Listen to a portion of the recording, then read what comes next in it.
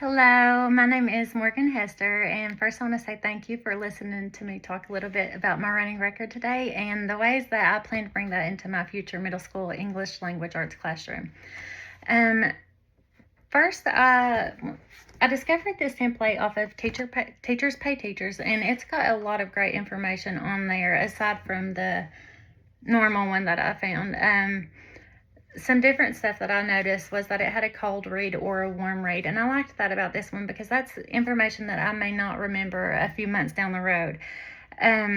It's also got a reading proficiency scale from 1 to 6, whether they were reading more word by word or choppy or more fluent.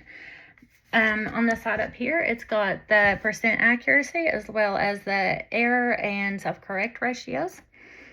At the bottom, it's got a spot for your page number, if you can see that. And this is my text that I added in here. So I've looked that on my example I've got. After learning about it, I decided to do one myself. So on mine, I added check marks as I went, which I thought was probably a good idea because I don't want my middle schoolers to see me only marking when they may have got something wrong and freak out thinking, oh no, and it affect the rest of their passage. So that's probably what I'll do there. And on the side over here, it's got some extra stuff aside from the normal. It's got the error, the self-correct, and it's got the meaning, structure, or visual parts. And I like that because I want to know how my students are trying to read or figure out a word or a sentence. I think that's really beneficial knowledge.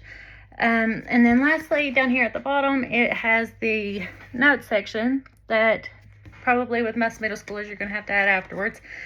And I thought that was handy because you could put on there maybe stuff that you plan to work on next or groups that may be helpful to place them in at certain times. So that's my running record. And next I want to talk about how I plan to implement this into my future English language arts classroom. My plan right now is to set aside about 20 minutes or so each quarter to have one-on-one conferences with my students. And during each of those sessions, I'll record my data on this and know all their errors, their self-corrections, and reading behaviors. And right after the reading, I want to talk with each of my students individually, and we'll celebrate what they did well, talk about strategies that they used maybe when they were trying to figure out a word, or maybe when they just messed up in a different part. And I also want to spend that time modeling a new decoding or comprehension strategy if needed. Next, we'll talk about what I hope to achieve with this running record, and I think I've broke that down into 3 big things.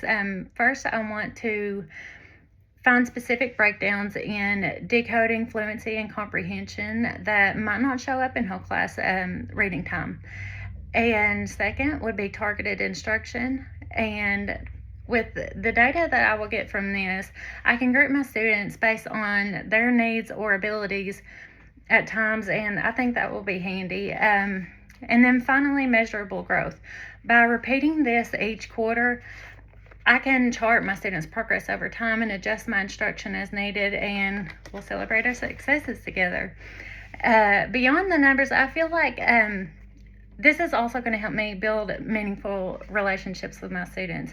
When they see that I'm truly listening to them read and I'm providing feedback just for them, that's going to make them feel more motivated and confident in their reading. And that to me is just as important as any error rate or self-correct ratio on this sheet.